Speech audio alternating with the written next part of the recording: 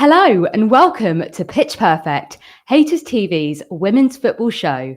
I'm Ayisha Gulati and I'm joined in the studio by Jamie Spangher and Gurav. It has been a wonderful season of Women's Super League. Of course, came to a close at the weekend.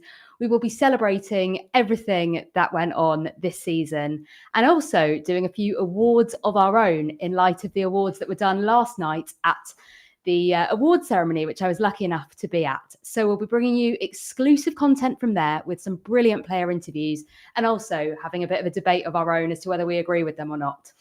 So yeah, I feel a debate coming on. It's going to get fun. It's going to be fun. It's going to be fun.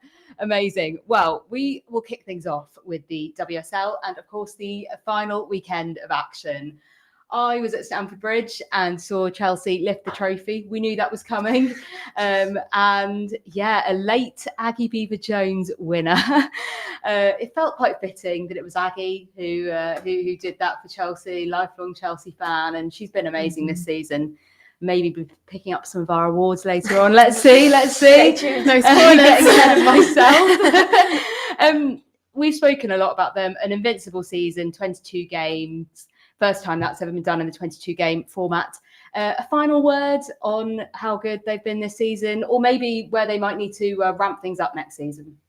Yeah, that's the question, isn't it? I think it's been one of those seasons where, at least I think from kind of January onward, it's never really been in doubt, isn't it? I think at the beginning of the season, there was so much doubt about Sonia Bompastor, whether she'd carry on the Emma Hayes era, and lo and behold, she's gone and kind of done even better. But it was actually something that I think Erin Cuthbert said yesterday after the game. She said something like, Sonia Bompastor's not going for titles anymore. She's going for records, which is quite scary when you think about it, because Chelsea have almost progressed from the point of trying to win the WSL now. Now they're just like, we want to go unbeaten the whole season. We want to win the quadruple. We want to do all these things. And it's like they've sort of graduated into their own league. So I think that's a frightening prospect for other teams. And I don't know what's going to happen next season, but if they do kind of continue along this path, I think, other teams are going to have to really step up. Otherwise, it becomes kind of the WSL and then Chelsea's league. Yeah, no, certainly. It's so scary. And I feel like coming off the back of those Champions League semi-finals, fans were so disappointed and they were still en route to win the domestic treble. They might do so at the FA Cup final. When your fans are conditioned to thinking that's a failure, it's like you've set the bar so high for yourselves. And 12 points is insane. Like normally it's the last day or the penultimate day. 12 points it's a far margin. Yeah, especially when you look at how close it was last season. Yeah, it's a bit of a shame, I would say, from that respect. I think any neutral wants to see it go to the end of the season, or at least it heat up in the final few weeks. And it really didn't feel like it had that this year. But credit to Chelsea. They have been great again this season. And six consecutive titles. It is not to be sniffed at. So congratulations to Sonia and the team. And talking of Sonia, as I mentioned, I was at the game and we had a lovely selfie with Sonia, as you can see there on the screen. You can see me in the back row there. That is in the press room at Stamford Bridge. And that was a nice moment because, Sonia's lovely. And nice to celebrate a season of covering Chelsea as well in all their might. And the other big game of the WSL season, we won't dwell on it too much this week, seeing as things were wrapped up. But the United Arsenal game, which was at the Emirates, Jamie, I know you were there. And that one was an interesting one going into it because, of course, it was that battle for second place. And for the people who are watching who might not know how that works, it's just an added layer of qualification for the Champions League group stages if you come third. So coming second is very important in that respect. Gives you a longer time to train ahead, etc., etc. Arsenal came out on top. A goal fest by all accounts. What was that game like? It's so funny, isn't it? Because that Chelsea-Liverpool game was probably the most boring game of the weekend. And they were lifting the trophy. But no, it was crazy. I think coming into that game, Arsenal, they pull on the theatrics, let's be honest. They're probably the most exciting team to watch in terms of the fact that they've scored the most goals, but then they've conceded so many, right? 5 against Villa, 4 against Brighton, now 3 against United. So there's issues in defence, but I think this game was all about United. They needed to win. They didn't win, but they had had to kind of come in all guns blazing, and that's what we saw. Jade Riviere, an injury there to do a full new formation. They haven't played with the back three all season. So felt for Mark Skinner was hard because he had to make alterations against a team like Arsenal, final day, fighting for something. But a nice little preview to see maybe what they can do with that back three against Chelsea in the FA Cup. Yeah, we'll see. I thought Arsenal sort of let United back in there just unnecessarily. I was thinking, you don't have to make it exciting just because it's the final day. Did Arsenal start on the first day with a 4-3 against City as well, like all the way back when? But yeah, I think Arsenal have got to sort that out before going up against Barcelona, because I'm having some really big worries thinking, oh my God, if you do those kind of defensive errors against Barcelona, then yeah, maybe we are going to be seeing like another 8-2, but in one match. Yeah, interesting. I guess also they have their hearts and minds and everything set on the 24th of May, and that might be a reason as well for just sort of slipping up a little bit at the end. But ultimately they got over the line, they got that second place, and congratulations to Renee Sleggers on a successful season, and to Mark Skinner and United for coming third and securing that Champions League spot. So we'll move on from the WSL action from the weekend, because we've got a whole season to talk about in this episode. And last night, I was lucky enough to attend the Women's Professional Game Awards. And that was an incredible celebration to shine a light on some players who've really made an impact in the WSL and also in the Championship, although the rebrand this morning means it is back to the WSL 2. Sound familiar? Yeah, it might do.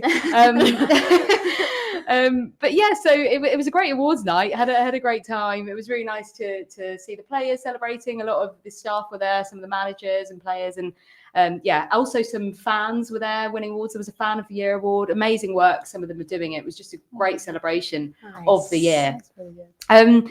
But we have some exclusive clips from some of the award winners, alongside doing some awards of our own, as I mentioned earlier. But first, it was the Golden Boot Award, and that was an award that was shared by Alessia Russo and Bunny Shaw this year. They both scored 12 goals each. And it was, two brilliant players to share that award. Bunny wasn't able to be there, but Alessia was. And I was lucky enough to catch up with her. And we were very lucky, actually, to see her there, because she'd been at the BAFTAs earlier that night. So here's a clip of catching up with Alessia after her award win. So congratulations, Golden Boot winner. How does it feel to be, rack up these individual awards? Yeah, it's nice, and obviously to share it with Bunny. I was saying before how she played far less games and still scored so many goals. She's a top player. So yeah, it's amazing. I obviously am only as good as my team, and yeah, I play with some incredible players that put it on the plate for me, so I just need to be there to score it. Congratulations, Alessia. I have to ask, you've come from the BAFTAs earlier today. How was that? Yeah, it was good. I was with Chloe there. Nice to do stuff like that. We don't often get the time, but as and when it fits, it's nice to get a bit glammed up and go and do something a little bit different. Well, you're looking fab. And you mentioned there you've got a huge summer ahead, Champions League final, and of course Euros. What can you hope to achieve by the end of the summer? It's a really exciting summer coming up. To be in the Champions League final is something that I've dreamed about as a kid, and obviously we want to go there and we want to put on a massive performance that we're proud of and that we know we're good enough to do. Obviously Barcelona are a top side, but we'll be ready for that one. And then going into the Euros, exciting. My first Euros, the one in England in 22, was amazing, and I was a bit younger as a player and I just wanted to enjoy it, but this one feels a little bit different, so I want to be as ready as I can to help the team. And you mentioned Mariona being the best player in the world, one of the best in the world. What is it that she's brought and injected into your Arsenal team? So much. Firstly, experience. I think she's been there, done it in pretty much everything, which is really, really nice to have as a player in your team, but also just calmness, like how she is on the ball, how she can turn out of trouble, she can create something out of nothing, and her the way she's so clinical in the box, whether she's in that sixth row or out on the left wing. She scores some chances that probably aren't even a chance to most people, and yeah, she has a real class about her game. Congratulations. Thank you. An incredible win there by Alessia, and congratulations to her and to Bunny again for winning that Golden Boot. Just a few stats on that Golden Boot, actually, because Russo played 21 games and had a 0.64 goals per 90 minutes, which is not bad. And Bunny Shaw only played 14 games, 1.21 goals per 90 minutes. She's ridiculous. Wow. She's absolutely ridiculous. Yeah. What a Incredible player. Yes. And yeah, two brilliant players have both been amazing this season. I think it's fair that they share that brilliant award. Now our awards, guys. Are you ready? Drum roll, please. The real awards. The real awards, exactly. The real awards. We're going to start with Best New Signing. Now, this is an interesting one. I think there's been some great signings with WSL. I think it's testament to the way the league is going as well, the sort of names it's getting and bringing back and all the rest of it. But yeah, I'm going to throw that one to you guys. Who would like to take that first? Do you want to go first? I feel like we're going to have the same player. Do you think? I have actually got I made my own shortlist, and I feel like I'm still deciding because I thought there were a couple from Brighton. I thought I have to give mention to Fran Kirby and Keith Paris was so good. Miedemar as well. I think maybe she doesn't quite win it because she maybe didn't have the chance to sort of lived the full length of the season. I thought Sandy Baltimore has to have a mention in there. But I'm going to give it to Olivia Smith. Interesting. I like it. I know she maybe isn't in the kind of top 4 or whatever, but I think she's proved herself to be that player now. And I'd be really surprised if she's at Liverpool by the end of this transfer window. I really will be. Do you know what? She's been fab. And I think the fact that her two managers over the season have both sort of commented on the way that she sort of like hacks down a little bit.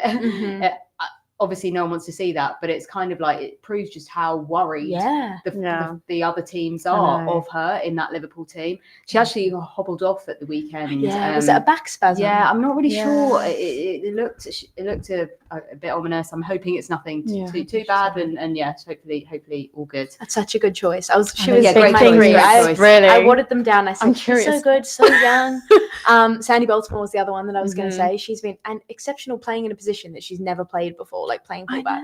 But someone we're probably going to mention a few times, it has to be Mariona Caldentey. She's my signing. To be able to sign her for a £0 transfer fee, she comes in, 9 goals, 3 assists. She's played on the wing, like Alessia just said. She's played in the 6. She's played in the pivot. She has brought this Arsenal team. They wouldn't be in the Champions League final without Mariona Caldentey. Like, she's brought the level up. She's made them get results when it's not looking great. So to get a player like that, Champions League and World Cup winner, for free and have her perform the way she is, it's just been seamless. She is a winner, right? She's a winner. Like she's proven that with Barca.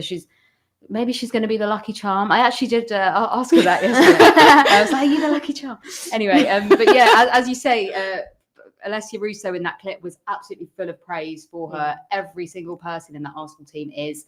Renee Slegers has sung her praises, and actually kudos to Jonas Eidevall because that was his signing, and it meant letting Miedemar go and signing Caldentey, and what a signing she has been. As a reminder, you can catch all of our clips in full on the Haters TV YouTube channel. They're actually not all on there at the moment because they're going to be dropping this week, all the stuff from the awards last night. So we'll be giving you teasers today, and you can catch the clips in full over the rest of the week, for as much content as you want. Going to move on to the next one. Actually, before we do, I want people who are watching to vote in our poll, if possible. We have a poll of who is your player of the season. That's an award we're going to come to right at the end of our awards, so you've got a bit of time. We'd love to hear your thoughts. Vote in the poll, and just let us know. Cool. Next one for us. I'm getting some. It's quite scary. You nervous? No. Okay, we're going to go for unsung hero. Okay. Because there's a lot of players who don't get the mention they deserve. I think it's a nice one. Let's go for an unsung hero. Shall I go first? You go first this time. Okay.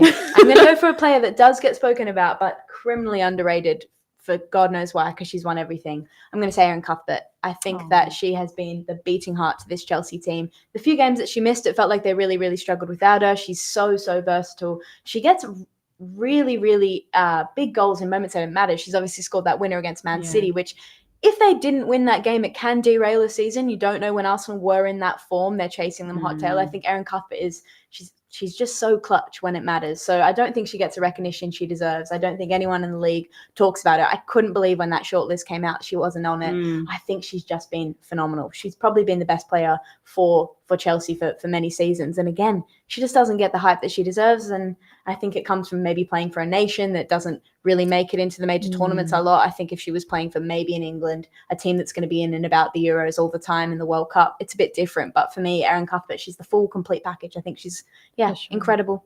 Yeah, and she won Fans Player of the Season for Chelsea, didn't she? I Rightfully think so. that shows how much the fans rate her, and her teammates. Again, she's someone who the teammates always shout out. But you're right, never seems to be shortlisted for those awards, but a fine choice, Jamie. Thank you. Very Thank good you. choice. And we Very had a good comment choice. saying Erin Clutchbert a few weeks ago as well, didn't we? Best. And you called her Clutch again there. So I So think she good. actually needs to rebrand. Yeah, Yeah. username, Maybe change your next Instagram. year we'll see Clutchbert Yeah, on the back of her Clutchbert. shirt. If you're watching, Erin, Clutchbert on the back of your shirt next year.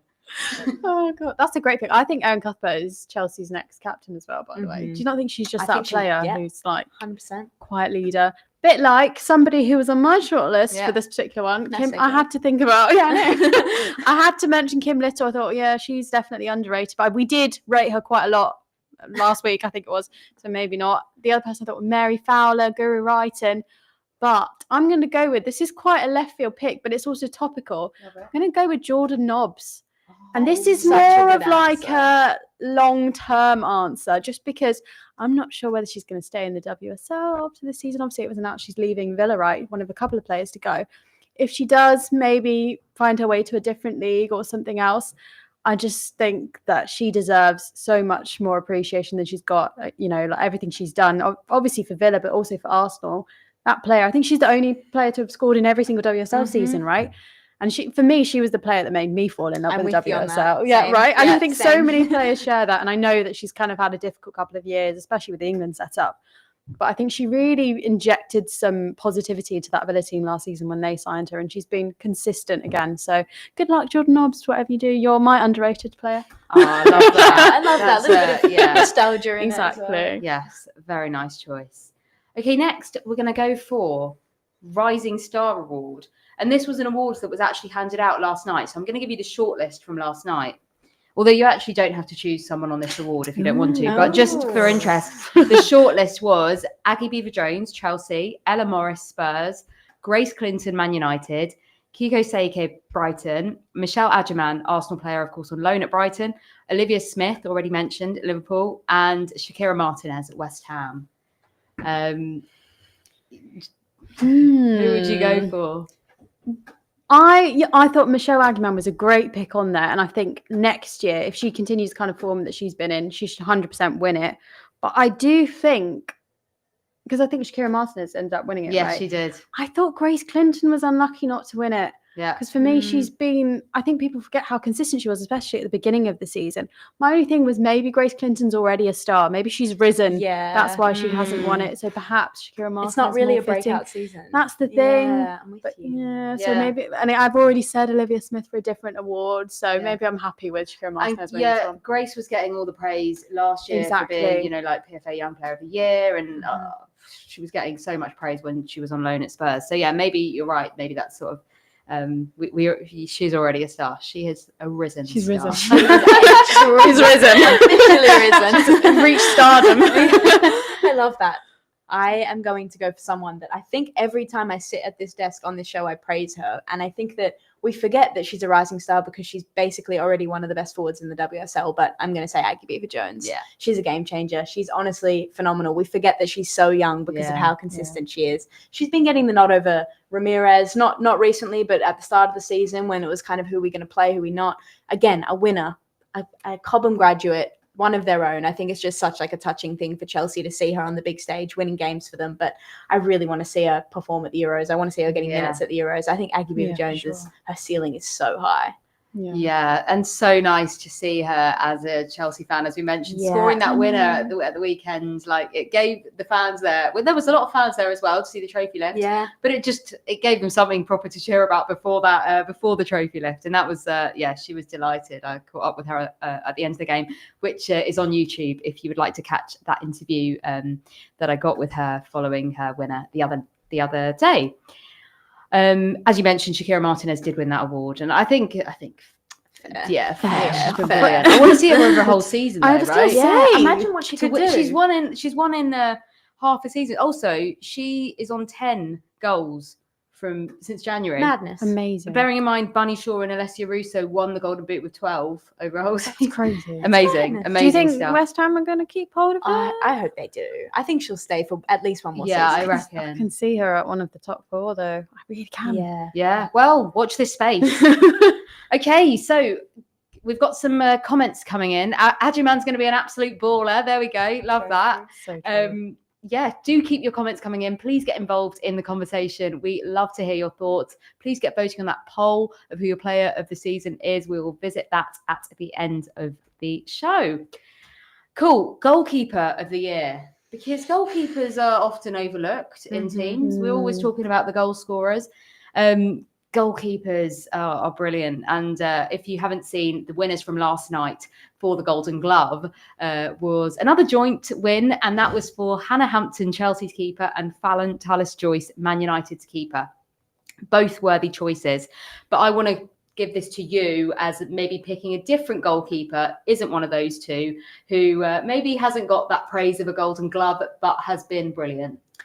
Yeah, look, there's a couple. I think there's actually a couple. I wanted to say Daphne van Domselaar. I think the fact that she's come from Aston Villa, she needed that season, I do believe, in a mid-table WSL team. She's come into Arsenal. She's dislodged Manu Zinsberger, who's been their number one for so long. But I actually want to say Courtney Brosnan from Everton. I think she'd be mine. She saved the most shots in the WSL this season. Granted, Everton probably face a bit more shots than Chelsea do. However, I think she's just so strong. She's formidable. She's a leader at the back. She works and orchestrates their back line. She helps the midfield. I just think her distribution is like unparalleled, and she's just stopping everything, Courtney Brosnan. I think she's someone that gets overlooked, and I'm so surprised that she's been at Everton for so long, but it feels like she's a clubman. She loves the club. She loves the project. She loves working with Brian Sorensen. But yeah, Courtney Brosnan has been good for so many seasons. Yeah, I love that. Nice That was choice. one of my 2 picks as well, because I was looking at which clubs had conceded the least outside top 4, and obviously it is Everton. But the one who came to mind first for me, actually, and maybe this is just because of that performance against Arsenal, was Sophie Bagley. Yeah.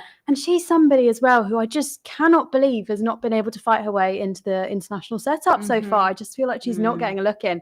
And that performance against Arsenal, I think Brighton did a montage of her saving all these shots, and it's just incredible. She's like a superhero. Just nothing gets past her, and she's had a few of that kind of performances over the last few years. There was a save last season, I want to say it was against Man United, but it was a long time ago, which was just superhuman. And I think it surprises me that she hasn't kind of got to a higher level, because she's so strong. And, you know, fair play to her for being at Brighton, who have done amazing this season, all things considered. But I hope that for her sake, I know she's kind of maybe towards the latter end of her career, but maybe there's a chance, you know, look at what Laura Coombs did, got back into the England setup. So maybe Sophie Bagley, because I think England keepers, I know they've got Hannah Hampton and Mariona, but the third keeper's not really settled yet. Yeah. So, yeah. No, good point. And do you think there's an element of that? We've touched on it before with the international, when it's almost like only the bigger teams are getting the eyes on them, right? Do you think that's playing a part? For sure, right? Because, I mean, if you're at a Brighton or an Everton, you're never finishing that high up. Is Serena Wiegman got her eyes on you? I don't know. Maybe not, because naturally you're going to concede, especially if, as you say, you're facing like 1 billion shots a game from Chelsea or something like that. It's hard to stand out, isn't it? Yeah, no, of course. Well, 2 great choices there. And as I mentioned, it was Phallon and Hannah Hampton who won the award last night. They were both there, actually. And I will show you what Hannah said later on in the show. But firstly, here is Phallon talking about winning the award in her first season as Man United starting number 1. Huge congratulations, Phallon. We were just talking to Hannah. How brilliant is it to win, I guess, a joint Golden Glove award here? Yeah, it's amazing. I think it's so amazing to represent my team in this award as well, because defensively, my defenders, everyone from our attackers down, have just been incredible this season. I think just a testament to their effort this whole season. Yeah, I think you're being very humble there. You have been incredible this season, and of course, your first season is like the proper number one at Man United, like week in, week out. What has that been like to have had the faith of the manager and the team? Oh, well, it's been an absolute whirlwind, but I'm in it. I love the challenge. And shout out to Mark for always being open and honest with me of my role on the team, and then having that faith in me. Even when things maybe didn't go our way, he was still stuck by me. And yeah, I'm really grateful to have a manager that, we're hoping to win some things with this club. And what would you say has been the biggest thing you've learned with Man United about yourself this season? Well, I think actually one of the biggest things I learned is how important it is to just show up on the field as yourself, not try and do things for the viewership of everyone around you and try and showcase yourself in a certain way, but just being yourself the entire time, because so quickly this league and this profession can kind of pull you away from that. So staying true to myself was a big thing for me. And of course, you get the Golden Glove, but your defence has been incredible as well. The guys in front of you, a word on how brilliant they've been? Yes, Jade, Millie, Maya, Gabby, Leah Galton, Celine, everyone, Anna, Aoife. Oh, we have just a whole star-studded cast of defenders that I'm just so proud to call my teammates and friends, honestly. Like, they're just great people, great chemistry, and loved them all the way. And they've definitely made some great blocks, some great tackles, some great headers this entire season that led to this moment now. Huge congratulations. Catching up with Phallon last night. She is so humble. I think that comes across in that clip. But wow, what a keeper. And to be on the sidelines to Mary Earps and then sort of just to have that opportunity and just really grab it and be incredible. And yeah, props to her. And also a marine biologist by trade. She's so cool. Wow. She's like bird watching on the So Saturday cool, and then looking at like dolphins on the Monday. Yeah. She's being the best keeper on the world on the Sunday. I know. She's so cool. Some people are just got it all, right? Yeah, They're right. She's definitely one of good those at everything. Congratulations again to Phallon and Hannah, who we will hear from a bit later on in the show. Now, next award for you guys, I've got Comeback Queen. So this one's a bit, interpret it as you wish. Maybe someone who overcame adversity and came back strong, or had a rocky start to the season and ended on a high. Who have you gone for? There's actually only one name There for me is that came only up. one I name. feel like this one might be the same one. Right, let's see. 3, 2, 1. Chloe Kelly. Oh, it's got to be her though, doesn't it? That worked out. Can you imagine? I know. Oh, but I Has to imagine. be. I remember when she was so like down and that whole thing with City, and you just thought, where is the way back for her from here? She's not getting back into the City lineup. Obviously, Gareth Taylor was still there at the time, and you're thinking, this is the striker who scored the winning goal at Euro 2022. Such a historic moment, and everything, all the highs she must have gone through there, and then to get to this point where you're that low in your career, and to then come back from that and score the goal that she scored at the weekend, by the way.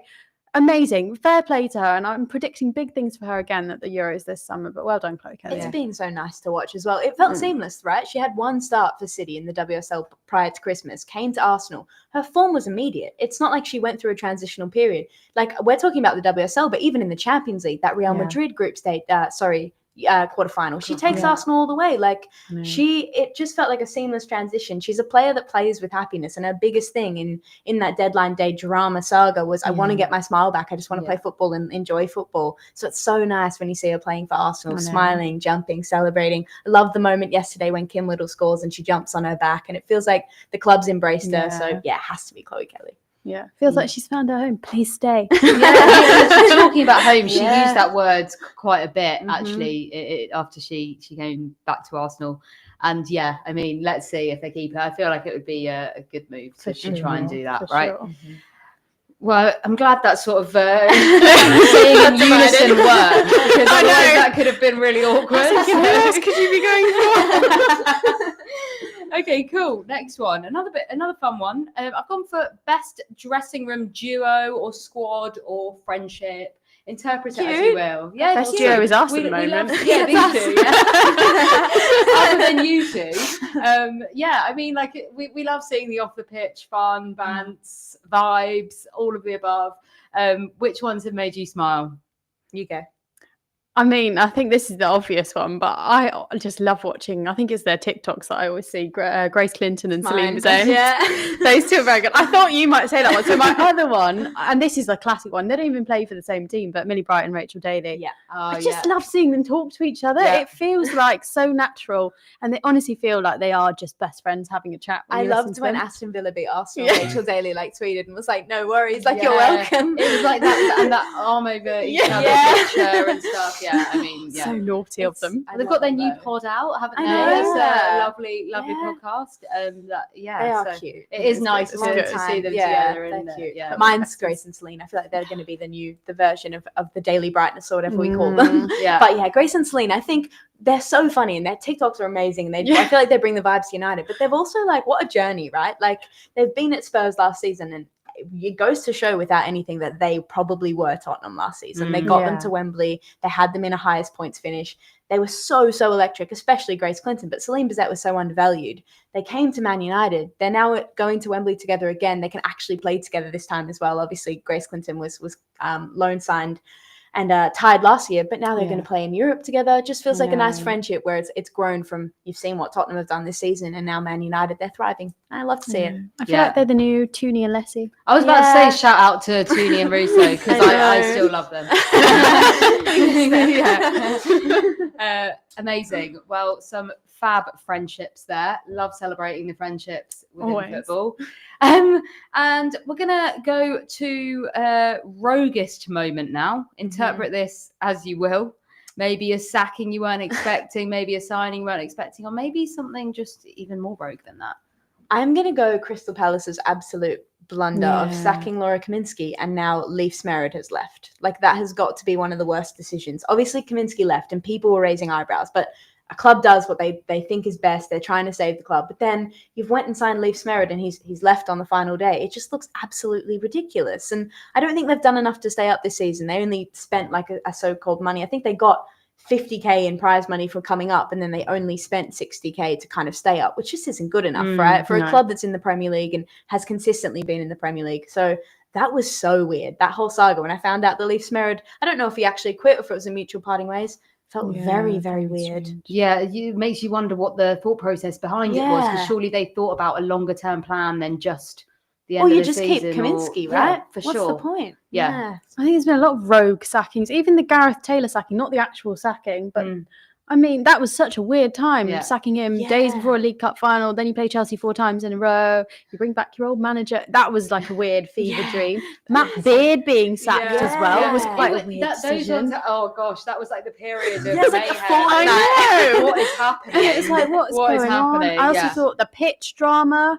I know it's not technically WSL, but there was some weird pitch stuff. But the League Cup, the League Cup, and then Arsenal at Real Madrid and the Champions League. That was weird. But I think the roguest moment, this is quite a strange one, is Naomi Girma being signed, only because of what has happened or kind of not happened since she got signed. I feel like she's just not been there. And it was like first $1 million player. Yeah. This is such a huge moment. But it was one of those where you were sort of like, but do Chelsea need her? I mean, they've kind of won the WSL. Obviously, she's been injured, and that's really unfortunate for her. And hopefully we see more of her next season. But it's been one of those where you just think, such a huge signing, front page news everywhere. And then they haven't really used her whatsoever. And it just felt like a really anticlimactic moment for me. So yeah, it felt like almost a bit of a statement of intent rather than like really tactical. I know. It was almost saying like and maybe this isn't a bad thing, but they were saying like we are here, we have money, and we will invest in the best players. And I think we all praise the fact that they are a club who actually do put their money where their mouth is and do that. Whether it wasn't the right signing, fair enough. But like you say, let's hope we see more of Naomi next season. Now this one I'm gonna go for favorite moment of the season. I'll make it fun and happy. Well, actually, it doesn't have to be a happy one, but I would assume your favorite moment would be. This is sort of a long-term moment for me, and I had to relate it to Arsenal, obviously, because these moments are few and far between. But I think the Renee Slagers moment for me has been such a happy moment of the season. That period of time when they were just winning every single home match at the Emirates, like 4 or 5, 6, I think it was at one time, scoring that many goals. That was just such a wonderful feeling of liberation, I think, for Arsenal fans, seeing this free-flowing football. They looked happy again. They were connecting with their manager. You know, I did respect Jonas Eidevall. I think that there were a lot of things that he did, which, you know, you have to say, yeah, fair play to him. But he obviously wasn't the right guy for the job by the time that he left. And to see a manager come in who then connected with the fans, connected with the players, it was like this feeling of euphoria. And I'm excited to see what Arsenal can do next season, because it feels like finally they've got someone who understands the club. And they're going to win the Champions League. Oh, there was such a funny moment yesterday at the awards night. They got Sonia and Renee and the London City manager up on stage, and they were all sort of chatting. And they asked Sonia about, you know, the Barcelona disappointment, and she just said, "Oh, you know, they're such a difficult team to beat." And then she just like looked at Renee. She was like, "I'm sure you can do it, Renee." Like over, like she was very genuine. She was like, "I wish you all the best, but like they're so tough." It was really funny seeing that interaction with the two of them who clearly respect each other a lot. And Sonia genuinely was wishing Renee all the best for that final, which is really sweet. I love that. I love that. Really I think nice. like following on from that, I think what I've loved so much about this season, and obviously using someone like Laura Kaminsky, not the best example in this, but there's been such an uptick of female managers in the WSL. But not only just like they're there, they're winning everything. Like, and it's so exciting to see. I think my favorite moment has to be, I remember when the first story broke when Sonia Bonpastor was coming to Chelsea, and every single Chelsea fan I've ever spoken to was like, this is the worst thing ever. Like, why are we getting her? And she's like, yeah, there was this whole discourse around the fact that like she had a nice, like really good squad at Lyon, and she wasn't going to be the best manager that they needed. Emma Hayes was the legacy woman. Like everyone thought she was the highest of the high, which she is. I think she's phenomenal. But I'm so glad that Sonia Bonpastor has came in and said, I'm a good manager. It's not just down to squad. And she does have the squad. She has the depth. She's got the investment, but she's winning games when other teams aren't winning games, right? Arsenal come off the back of that Lyon semi-final and they get thrashed by Aston Villa and Brighton consecutive games. Chelsea don't play good against Spurs or Liverpool, but they still get the results. So I think I'm just glad she proved everyone wrong. I think it's great. Yeah. Another one on Sonia. It was really, really cold at Stamford Bridge. You might have been there. And she was wearing no socks, ankle length trousers and no socks. And she comes into the press box afterwards and she's like, I can't feel my feet. I just think, good for you, Sonia. She's so candid and like nice to be around. I bloody love her. She's so nice. On the flip side of that, I caught up with Vika Captain last week. She says one of her superstitions that she always wears 2 pairs of socks. Weird. So there you go. That's not going to be comfortable. Well, No, she must buy big shoes. That was as part of a FA Cup preview interview, which will be dropping in full later this week. Loads of great content that's going to be on the Haters TV YouTube channel this week. So do stay tuned. Next one. I actually can't remember if I told you I was going to do this one, so I might be putting you on the spot. Ooh. But disappointment of the season. And this could be a team, a player, anything really. What's been disappointing?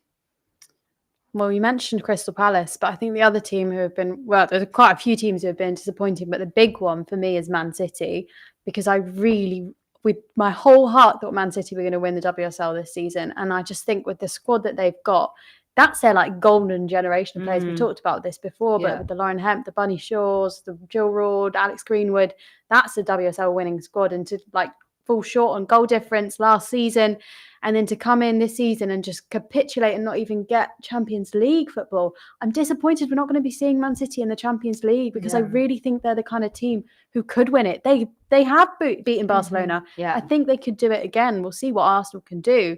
But Man City have already proved they can do it. And I thought that they were the kind of team who could go all the way. So I'm disappointed, not only with their season, but that we won't be seeing them in Europe. And is that going to impact the calibre of players? Are players going to leave? We've already seen Lyra Alexandri heading off. And has to. World-class players need to replace these players. And like, you don't have the enticement of Champions League football. It's going to definitely throw a spanner in the works. You don't have a manager at the end of the day. Well, it's not great. There's a few things stopping world-class talent. You talk about a team that's let you down, though. I'm going to say Tottenham. I think that they have just been like, it's been nothing short of a disappointment of a season for Tottenham. Last season, highest points finish in the WSL. Robert Villahan came in and we were all like, oh my gosh, this is such an exciting project. He's such an enticing guy to listen to. And he's really nice. And you can tell he kind of had that personable relationship with the players. But to follow up a season where you've made an FA Cup final, you finished 6th and now you're 11th, second last in the WSL, there is no way 20-year-old Grace Clinton could have done that all by herself. Like, there's something else that's gone wrong. It's not just removing her talent.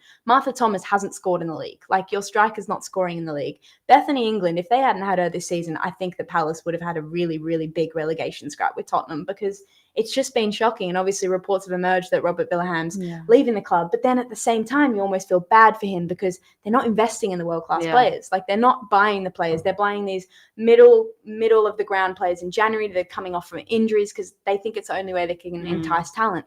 And then you look at that in the men's team and you're seeing that as well. And it's a manager that's a little bit unsure of his football style. And I think that, it's not looking good for Tottenham Hotspur. And I think Robert Villaham, it's been atrocious. The writing does seem to be on the wall, but also who's going to replace it and do a better job if you're not going to buy the players? It's so hard. When you have a manager like that as well, who does so well one season and then so badly the next season, you have to ask the question though, but which one is actually reflective of him, right? And I don't know if it is last season or this season. I think it's somewhere in the middle, but you can't tell unless you invest. And it feels like teams like Tottenham, they want to break into the top 4 and then invest. But you can't have it that way around. You have to invest first. You can't just wait until you have this amazing season and then suddenly go, oh, we're in the Champions League. Fine, we'll put money in it now. You're not going to get there unless you put the money in. And I think they missed their window last season. And you see someone like Rhiannon Skinner. She was with them in her last season, 11th place finish, nearly in a relegation scrap. You look at her now when she's getting backed. They're buying players. West Ham have got an influx of talent. Everyone's looking at her now and thinking, you're actually a really competent manager. And I worry that it will be the same with Robert if they don't invest. I don't know. It's hard. I could be convinced either way, whether it's pro Robert in, Robert out, whether it's Daniel Levy. I don't know. There's issues at Tottenham.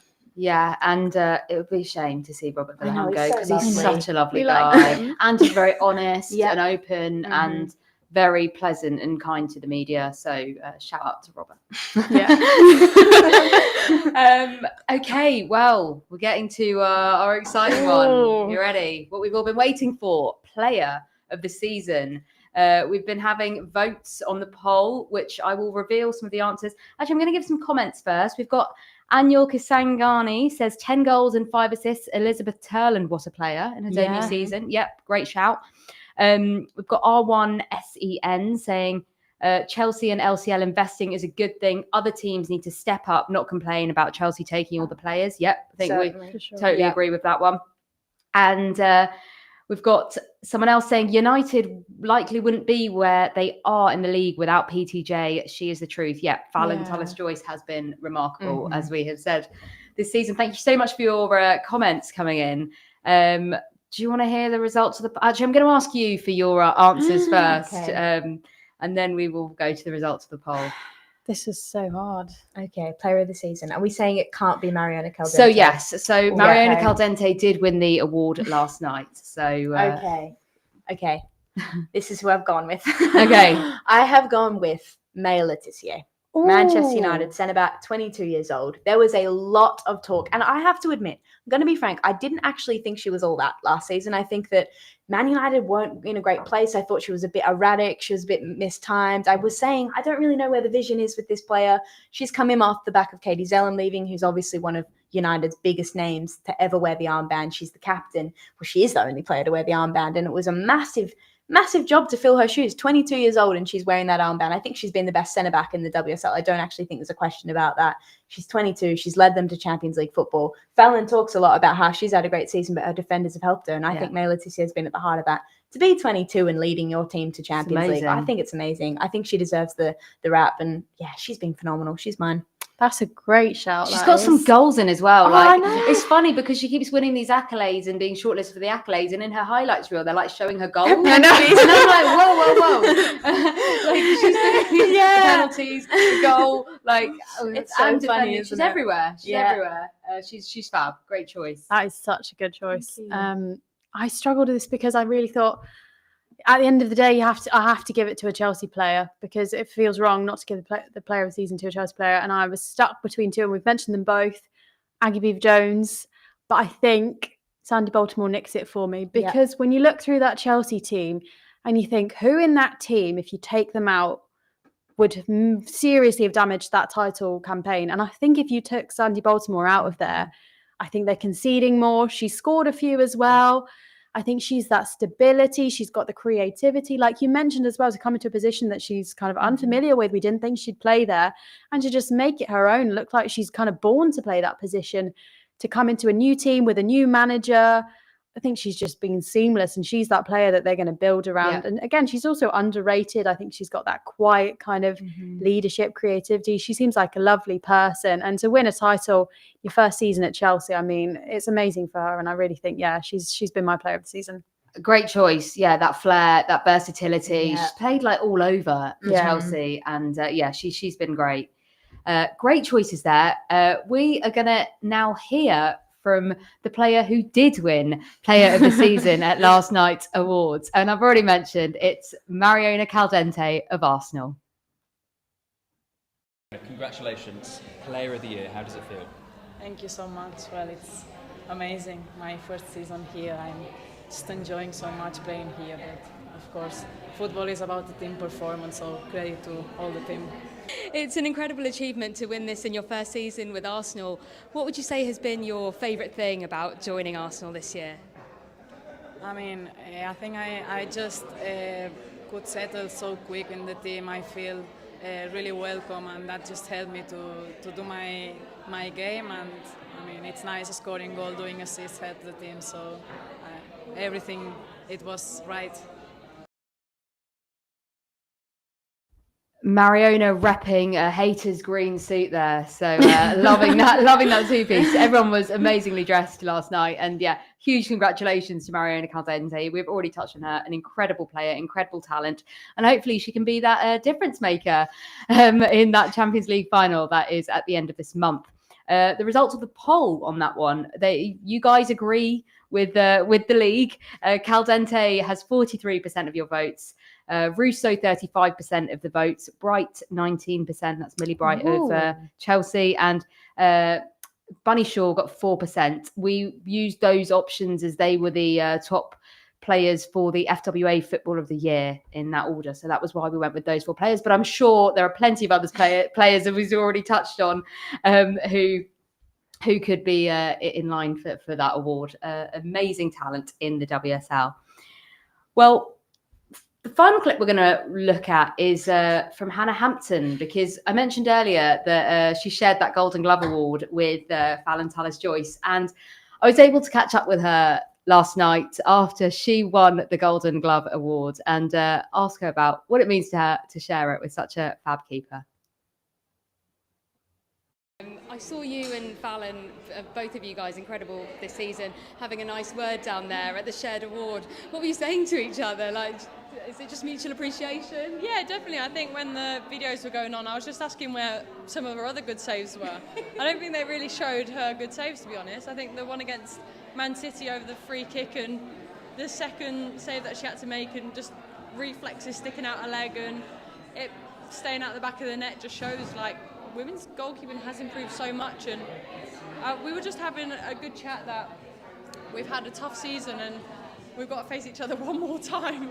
But after that, then, we can go to our respective countries and hopefully perform for them. I was going to say, might it be a battle of the keepers next weekend at Wembley?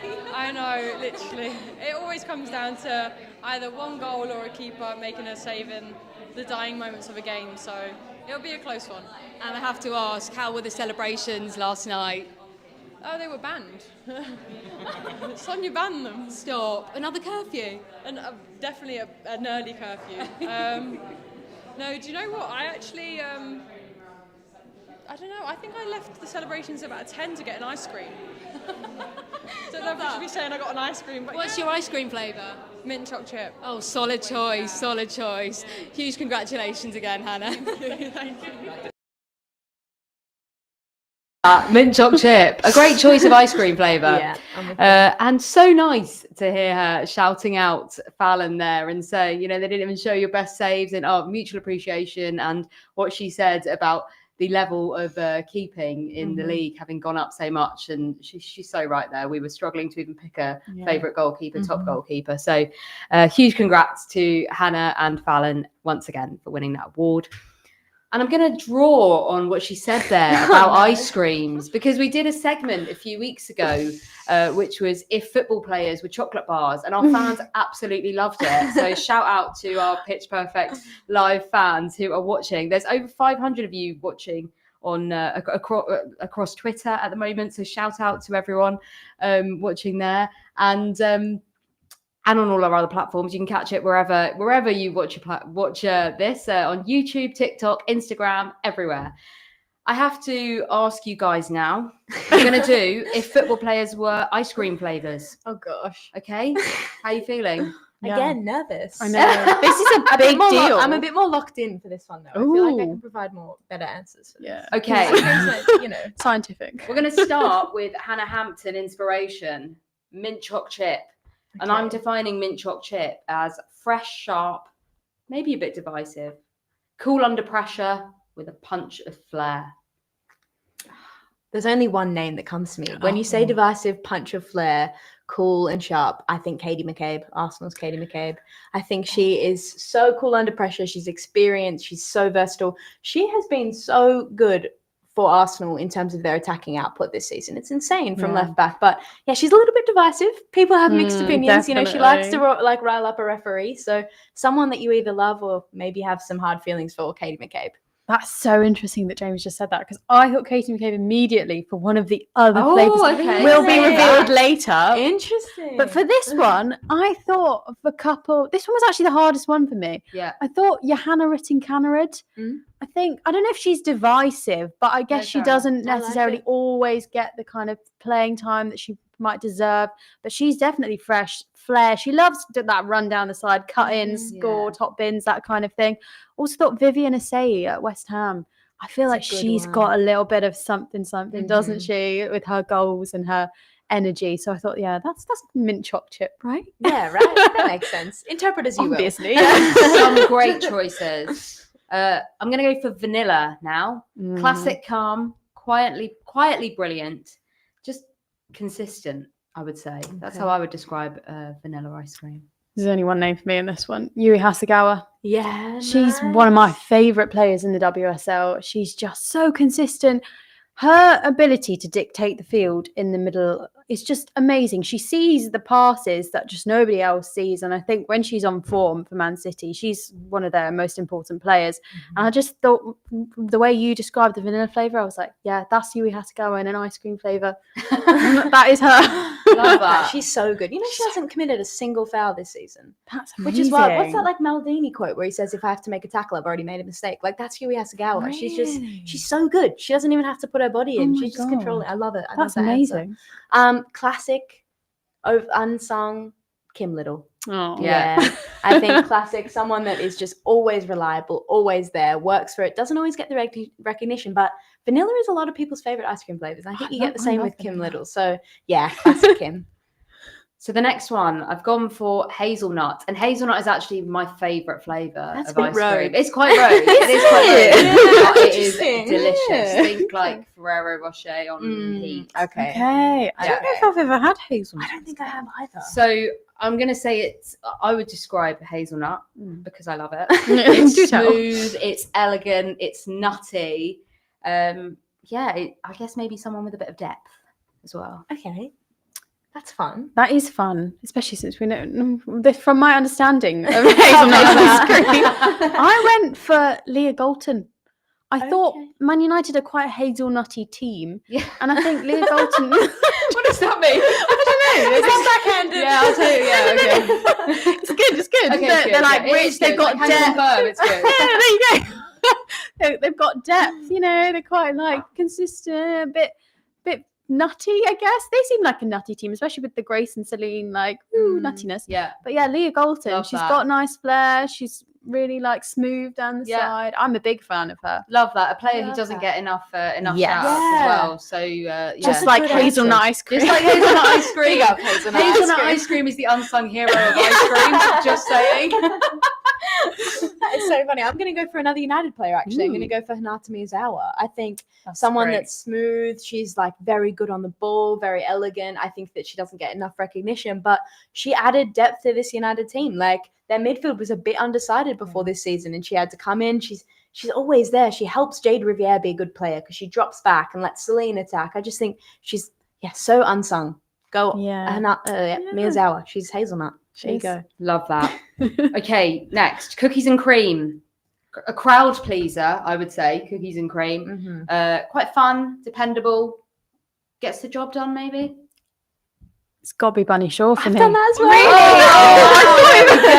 It must be true then. Isn't that weird? Because when you said crowd pleaser gets the job done, I was like, that's got to be Bunny She's the Shaw. one and only, yeah. It's her little celebrations after she scores as well. Like she loves it. She loves playing football. She loves scoring.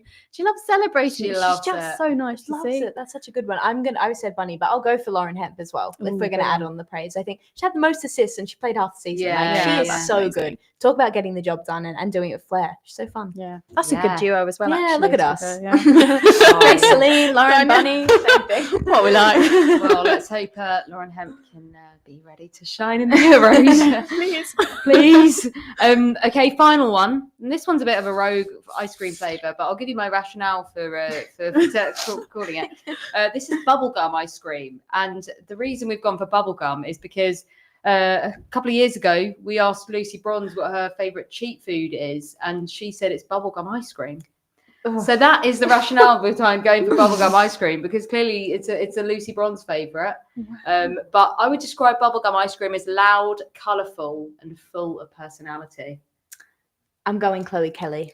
I think she is the celebration queen. Like, she's got a celebration in her lock all the time. I love when she scored against United. She celebrated in front of the United fans because there's a big collective of them that didn't want her in January for whatever reason. She's always posting funny stuff. I'll never forget that Manchester derby when she posts the photo to the Drake lyric after beating United. Was it the Etihad or Old Trafford? It was Old Trafford.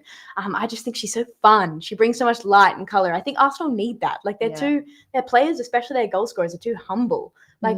People nickname them group hug FC because when they're scoring, they just group hug. It's true. I feel like Chloe Kelly's kind of said guys, get in line. Let's do something interesting for once. So yeah, her. That's great. Her penalties as well are quite bubblegummy, aren't they? Her little when she used to wear the headbands. Oh my god, Yeah, the head. she's so fun. That's a great She's shout. a great shout. Well, I think I might have let this one slip earlier, but this was the one where I was like, this is Katie McCabe. Yeah. Katie McCabe is a bubblegum. She's just like a little explosive firework, isn't she? You never quite know what's going to happen. I feel like she's been quite well behaved this season by usual standards. But yeah, you never really know when she's going to pop off and just sort of. Well, there was that great clip with her and Chloe Kelly actually, wasn't there? When Kelly was at Man City and now they're best friends. So yeah, she was my pick. And we've had Adam Salter 93, fan of the show. Thank you so much for watching again, Adam. We really appreciate you watching. It's bubblegum ice cream, surely Beth Mead. That's a good shout. Yeah, great shout. And also, considering it was Lucy Bronze's fave, I feel like Lucy Bronze actually also fits. Yeah, she does. Loud, colourful, and full of personality. Love Lucy Bronze. I feel like most Chelsea players could be That's the actually bubblegum ice cream. true. They're a fun team to watch, I feel. They are. Nuskin and Ramirez, when they do their little dance. That's a good one. They're quite bubblegum. Everyone's bubblegum ice cream. You can all be bubblegum ice cream, guys. Amazing. Well, wow. What a brilliant show we've had today. We haven't even really had time to preview the FA Cup, but I will just throw you a question. Who's going to win the FA Cup? I thought that was going to be the question. Darn it. Before last weekend, before the United-Arsenal game, I honestly thought that United, I didn't think they were going to win, but I really did think they could probably overcome. Because Chelsea, again, they've been winning 1-0, 2-1, really small margins. United have the capability to shock you. I worry that if they don't have Jade Riviere back, though, I'm going to say Chelsea. You have to say Chelsea. It'd be silly not to. I don't know. I'm going to go Man United just to keep it interesting. I think I'm still of the mindset that I think Chelsea are weaker than they have ever been this season. I think United, if they can get those players firing, I feel like Grace Clinton's got something huge in her locker. She wants that FA Cup final. She wants to shine. It's going to be a tight one, I think. I do. I hope it's a great show. But yeah, I'm backing United to keep the FA Cup. It's going to be so interesting because it's like the holders looking to retain it, and then Chelsea just looking to get that domestic treble. And of course, we saw this match up a couple of years ago. It's going to be juicy. I'm really looking forward to it. This tie always is juicy, isn't it? So I love when they play each other. I know. Yeah, well, as a reminder, get your tickets to Wembley if you have not done that already. If there's even still any available, I mean, it's going to be going to be mega. It's going to be huge. You do not want to miss it. It's always a real spectacle there at Wembley. I will be there. Watching, being neutral. I was going to say cheering. I won't be cheering. I'll be being neutral. Ollie Mers will be there. Cheer for Ollie Mers. Yes, Shout out to Ollie Mers. We should do a football players for Ollie Mers songs. Now we're getting crazy. Ollie Mers is nice. Right. Well, I'll my keep that. I'll God. keep that in the locker if we're ever low on content. It's gonna be a great fixture. Man United versus Chelsea at Wembley on Sunday. My apologies. As I mentioned earlier, everything you've seen in today's show will be on our Haters TV YouTube channel. If it is not there already, it will be dropping this week. We also have some exciting Chelsea players previewing the FA Cup, which will also be dropping this week on our YouTube channel. As a reminder, follow us on all social medias, subscribe and like if you're enjoying our women's content, which I really hope you are. And we shall see you the same time next week, 4 p.m. on Monday, where we'll be reviewing the FA Cup final and looking ahead to that massive Champions League final in Lisbon. Thank you so much for watching, and we'll